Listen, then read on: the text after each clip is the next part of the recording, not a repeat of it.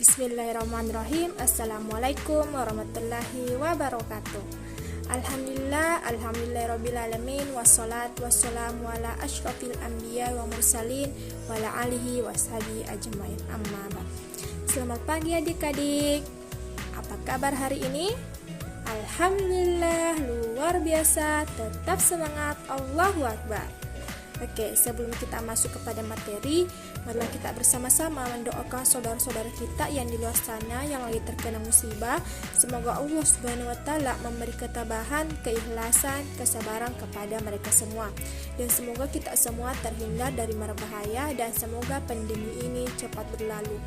Amin ya rabbal alamin. Oke, kakak hampir lupa. Untuk adik-adikku, jika ingin keluar rumah, tetap mematuhi protokol kesehatan ya. Jangan lupa memakai masker, jaga jarak, dan mencuci tangan. Kalau begitu, marilah kita bersama-sama berdoa sebelum belajar. Doa dimulai. Doa selesai. Oke. Hari ini kakak akan menjelaskan materi mengenai husnudzan, raja, dan taubat. Apakah adik-adikku pernah mendengar sebelumnya apa itu husnudzan, raja, dan taubat? Oke, kalau begitu kakak akan jelaskan ya. Yang pertama, pengertian husnudzan. Husnudzan berarti berprasangka baik. Artinya tidak cepat berprasangka buruk terhadap sesuatu hal yang belum jelas kebenarannya dan berusaha mengklarifikasikan sesuatu yang belum jelas kebenarannya tersebut. Yang kedua, raja.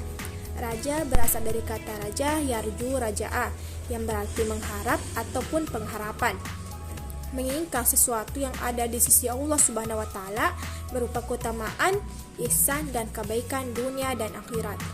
Raja merupakan pengharapan, mengharap ridho, rahmat, dan pertolongan Allah Subhanahu wa taala dan yakin hal itu dapat diraih. Dan yang ketiga, taubat.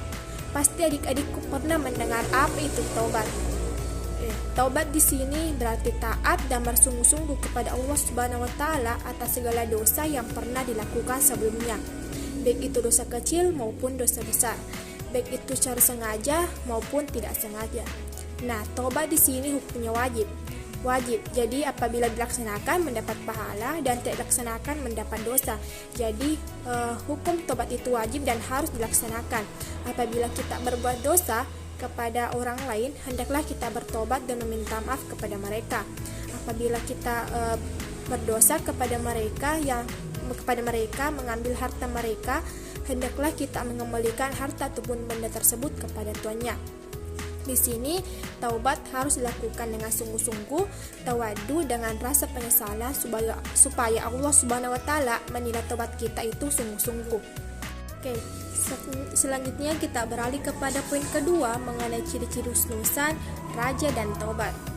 Husnudzan kepada Allah Subhanahu wa taala merupakan suatu hal yang wajib karena dapat mendukung pemantapan keimanan kita dan bahkan dapat memunculkan sikap tawadu dan lebih dekat dengan Allah Subhanahu wa taala. Adapun contoh husnudzan kepada Allah Subhanahu wa taala yaitu seperti saat ini dengan adanya virus corona dan musibah yang terjadi yang tengah menimpa saudara-saudara kita di luar sana, itu merupakan ujian dan cobaan oleh Allah Subhanahu wa taala.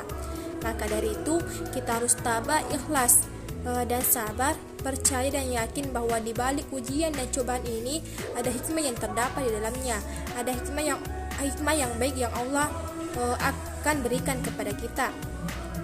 Selanjutnya, husnudzan kepada manusia, artinya tidak cepat berprasangka buruk terhadap suatu hal yang belum jelas kebenarannya, apalagi jika hanya omongan atau isu belaka, di mana orang-orang hanya ingin memfitnah, menggunjing, bahkan mengadu domba kita.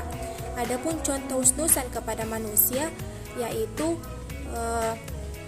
kita tidak boleh sembarang langsung mengatakan bahwa ibadah seseorang itu merupakan riya, karena bisa jadi ibadah yang ia tampakkan merupakan kebaikan dan motivasi untuk kita semua. Selanjutnya, husnudzan kepada diri sendiri, artinya kita harus memiliki penilaian terhadap diri kita. Jika kita merasa kurang baik, tidak seperti orang lain yang baik, maka kita harus percaya, yakin, dan berusaha bahwa kita bisa lebih baik seperti mereka. Selanjutnya, ciri-ciri sifat raja. Yang pertama itu optimis, artinya memungkinkan seseorang melewati setiap tahapan kehidupan dengan lebih indah dan membuat suasana hati menjadi lebih tenang. Rasa optimis ini dapat menghilangkan penderitaan batin seseorang dan harapannya dapat timbul kembali. Kedua, dinamis adalah sikap untuk terus berkembang, berpikir cerdas, penuh kreasi, dan rajin beradaptasi dengan lingkungan.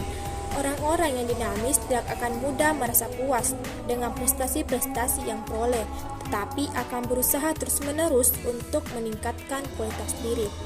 Selanjutnya, ciri-ciri tobat. Kakak ingin bertanya kepada adik-adik sekalian, mengapa kita semua harus bertobat? Ada yang bisa jawab? Oke, Afdal, silahkan. Oke, betul sekali ya yang dikatakan oleh Afdal bahwa kita harus bertobat karena perbuatan dosa yang dilakukan oleh seseorang itu dapat membawa akibat buruk bagi pelakunya. Maka dari itu kita harus bertobat dengan rasa penyesalan, bersungguh-sungguh supaya Allah Subhanahu wa taala dapat menilai tobat kita itu penuh penyesalan dan bersungguh-sungguh. Dan adapun kerugian yang diakibatkan oleh perbuatan dosa, di antaranya itu menjauhkan dari pertolongan Allah Subhanahu wa taala, dipersulit dalam menerima ilmu, dipersulit dalam memperoleh rezeki dan menyelesaikan urusan, bahkan hati tidak tentram dan terasa jauh dari Allah Subhanahu wa taala. Selanjutnya kita beralih kepada poin ketiga mengenai doa-doa taubat dari Al-Quran maupun dari hadis. Silahkan adik-adikku buka Al-Qurannya, surah Al-Baqarah ayat 127 dan 128. Silahkan diperhatikan dan dibaca ya. Tapi sebelumnya kakak akan bacakan dulu ya. Langsung saja surah Al-Baqarah ayat 127. Bismillahirrahmanirrahim. Rabbana taqabbal minna innaka antas samiul alim. Artinya, ya Rabb kami, terimalah amal dari kami, sungguh Engkaulah yang Maha mendengar dan Maha mengetahui. Dan surah Al-Baqarah ayat 128. Bismillahirrahmanirrahim. Wa tub alaina innaka antat tawwabur rahim. Artinya, dan kami terimalah taubat kami, sungguh Engkaulah Maha penerima taubat dan Maha penyayang. Selanjutnya adik-adikku silahkan dibaca kembali ya. Itulah materi kita hari ini. Tugasnya di rumah, catat dan berikan kesimpulan mengenai husnuzan, raja dan taubat, dan silahkan di video dirinya untuk menjelaskan mengenai kesimpulan tersebut, dan silahkan dikirim di grup WA ya. Dan jangan lupa mengabsen untuk hari ini di grup WA. Terima kasih. Sekian dari saya. Wassalamualaikum warahmatullahi wabarakatuh.